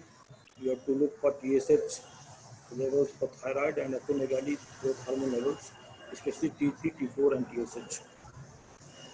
When should evaluation for secondary hypertension be considered? So in chronic renal disease, IgA nephritis, nephropathy, end-stage renal disease, if you are suspecting it's a renal cause because of high urine protein or because of fluid that you are hearing or because of any other reason, or creatinine is high. Primary aldosteronism screening is recommended in the following situation: unprovoked, unexplainable hypokalemia, hypokalemia induced by diuretics, unexplained resistant hypertension, family history of aldosteronism, and adrenal mass in CT or MRI. So what is the putative pathophysiological mechanism involved in the interaction between obesity, OSA, and hypertension? So in hypertension, as you can see, what happens, I think we have already dealt about it. We're not going to the details. So in obstructive sleep apnea, there is a gradual weight loss, continuous positive airway pressure. ACE are the drug of choice, ACE inhibitors. Aldosterone antagonists have a specific role, and we must rule out the pulmonary hypertension. This is one of the more important causes. PPH is one of the most important cause of obstructive sleep apnea, and that also gives rise not just to PPH is causing this, but it's earning the systemic blood pressure also. So hypertension is present in 70 to 90% of the patient. Cardiovascular risk is substantially higher because of associated comorbidities treatment. This I am talking of Cushing syndrome. Selective accession of pituitary adenoma, which is the commonest cause of Cushing syndrome. 70% of cure rate is there. And ectopic ACTH secretion treatment plasma should be there. And non-surgical patients should be given. If he is not prone for surgery, if he is not able to take the surgery because of some reason, we must give the itaconazole and metriptyline. That looks after it.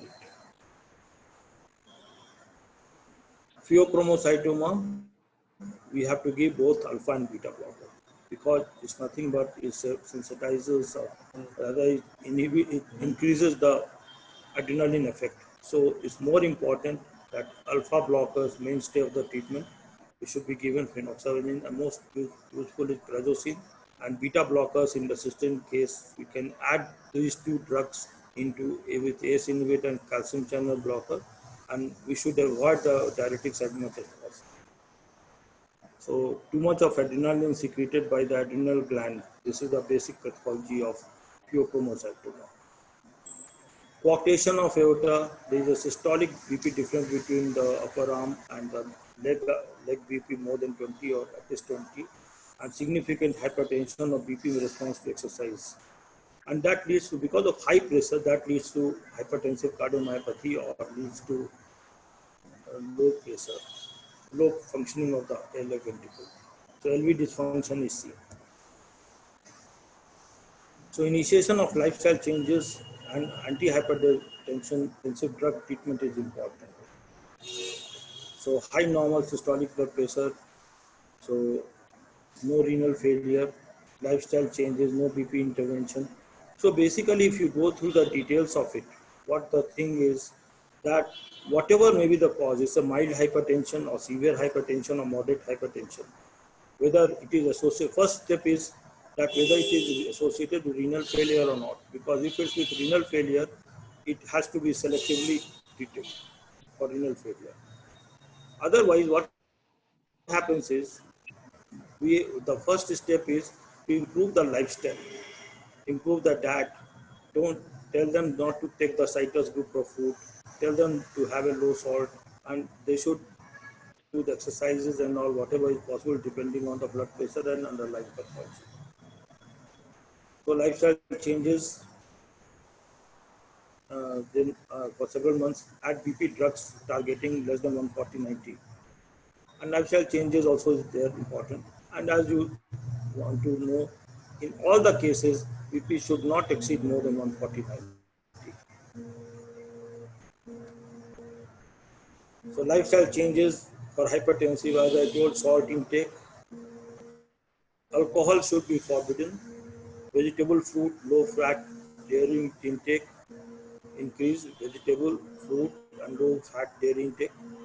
BMI should be reduced, should be kept around 25 kilogram per meter square. Waist circumference should be reduced. And most important thing is that if you are fit, BP is well controlled, go for exercise. Today is the yoga day, as you know, and yoga also helps in that.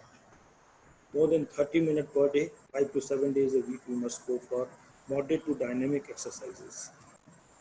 And most important is quit smoking. Even passive smoking gives rise to raised drugs. That's it. So hypertension treatment for people with resistant hypertension. How to go about it? Withdraw any drugs in antihypertensive treatment regime that have an absent or minimal effect. Consider mineralocorticoid receptor antagonist, amlodipine and alpha-1 blocker like doxorubicin should be considered. You must rule out the contraindication for that. As we know, we all learned doctors are here. They all know when how to use the drugs for any condition. Invasive approaches, renal denervation and baroreceptor stimulation may be considered. So long-term efficacy, safety data for renal denervation, baroreceptor stimulation, only experienced clinicians should use. Diagnosis and follow-up should be restricted to hypertensive. So this is a summary of how to deal with secondary hypertension. Go for history and examination, age, BMI, obesity, family history of resistant hypertension. Rule out any cause of drug which is leading to blood pressure high. Target organ damage is done or not, that has to be looked for with looking at the fundoscopy. If you can see the retinal changes you can see your eye expert colleague and he can tell you whether there are effects or not.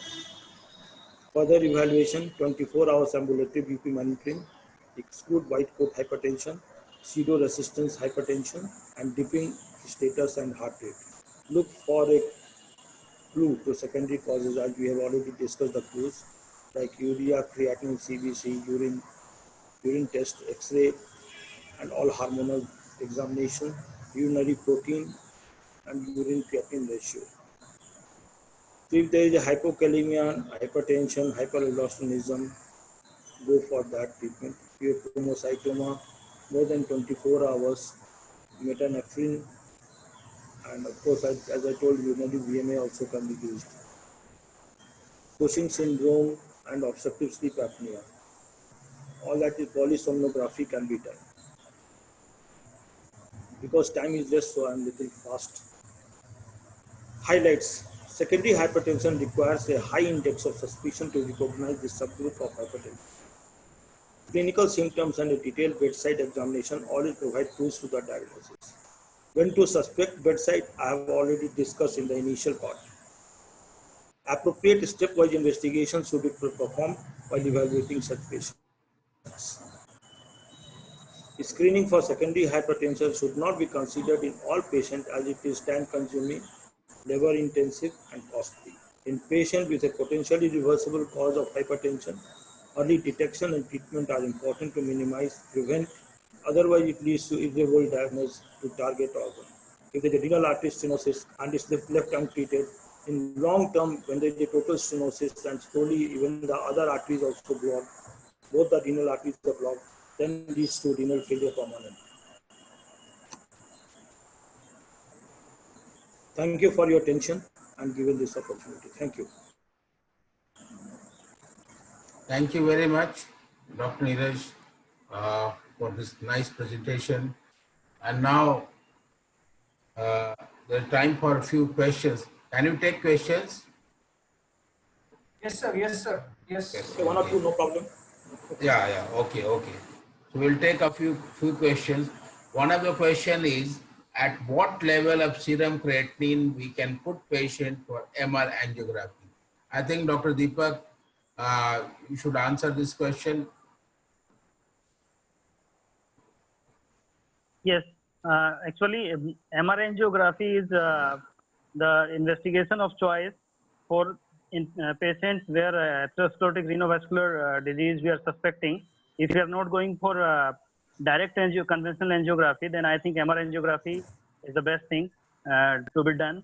But there is a risk factor. If we use gadolinium, then they are very rare but very little adverse effects of skin fibrosis with this gadolinium. So we have to be careful about that. And it's not like patients with GFR less than 30, we have to be careful about using MR angiography because in this patient there is a severe skin fibrosis. So this has to be considered.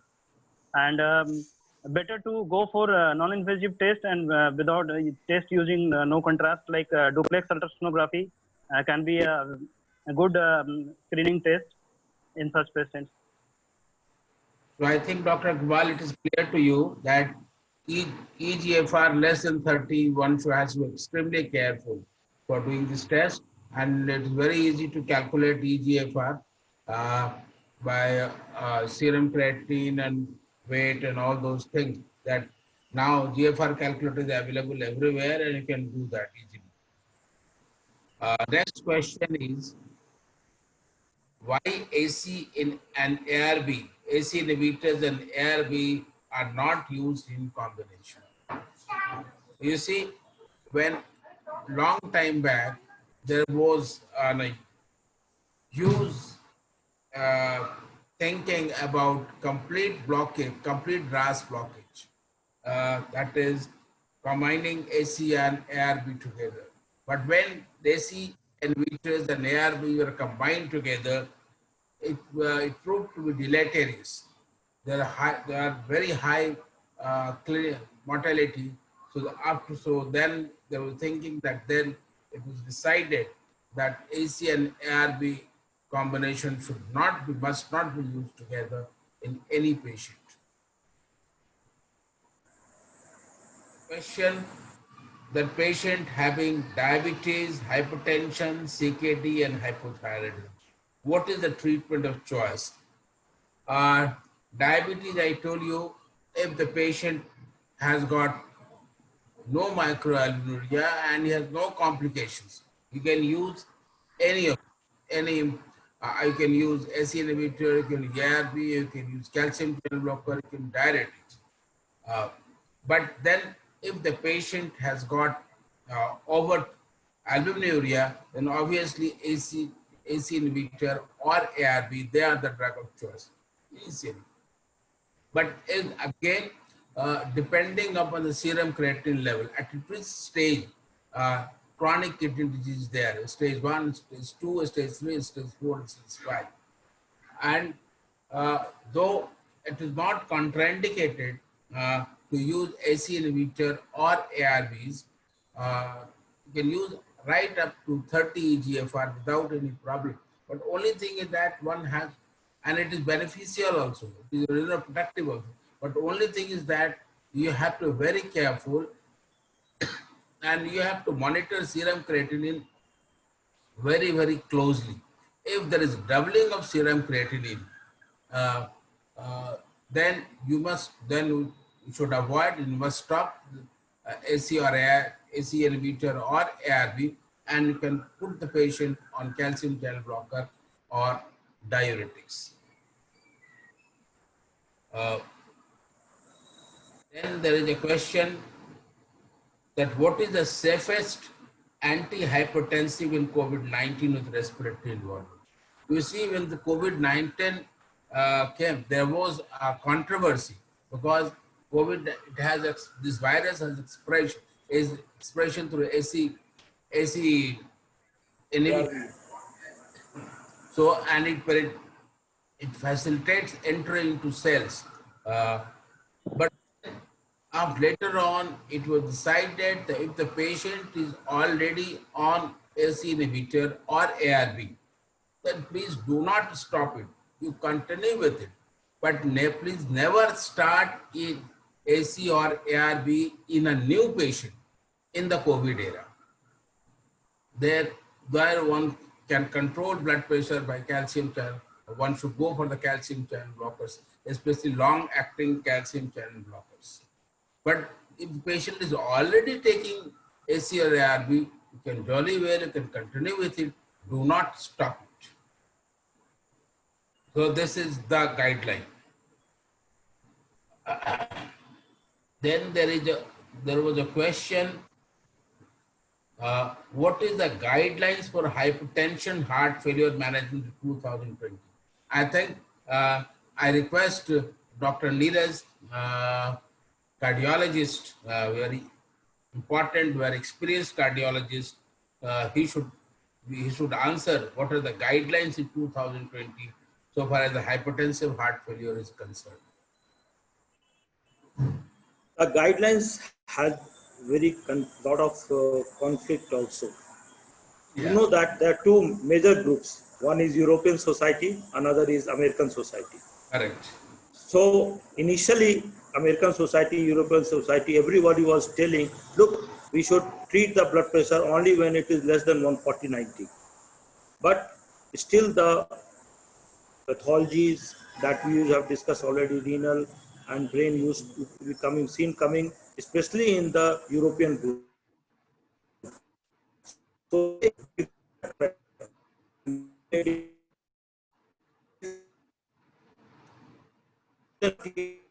we have to use antihypertensive and we have to keep it in that level.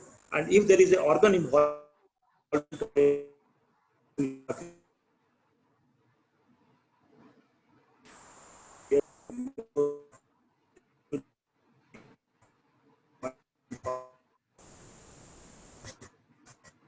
the same thing, which is this confusion was there for a long time. After this now has been settled, this is the guideline.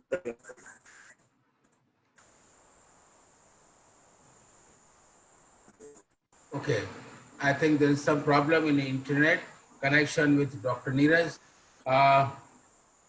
So far, I'll only say a few words regarding this.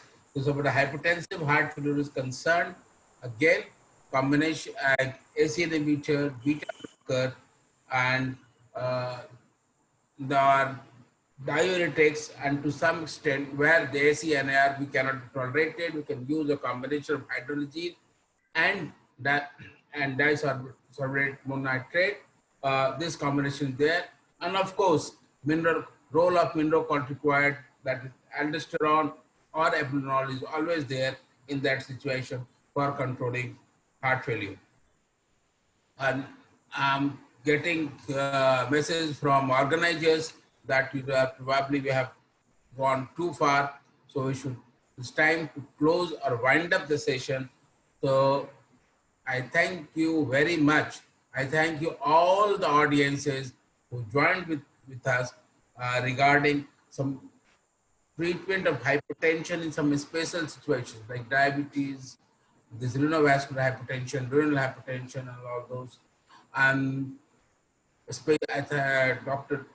Dr. Neeraj and Dr. Deepak, I thank all the audiences and I thank all the organizers who gave a wonderful support in continuation of the talk, this seminar on diabetes and hypertension in special situations. So thank you once again. Thank you very much. Let's close down and we'll leave the meeting. Thank you. Thank you, sir. Thank you, doctors, for your valuable time for this, and of course, lucid presentation and a collaborative and fruitful information, which was useful to all the doctors. We had almost close to 750 plus doctors who had viewed this webinar today. So I thank Dr. R.K. Mishra, Dr. Neeraj Prasad, Dr. Deepak Kumar for their valuable time, and of course, the other doctors who had logged in for today's webinar. Thanks a lot, and have a great day. Thank you, doctors. And we are very, very grateful for the entire medical fraternity during the time of COVID for the services, the being in the forefront, and have a heartfelt gratitude to the entire medical fraternity during this time. Thank you, doctors.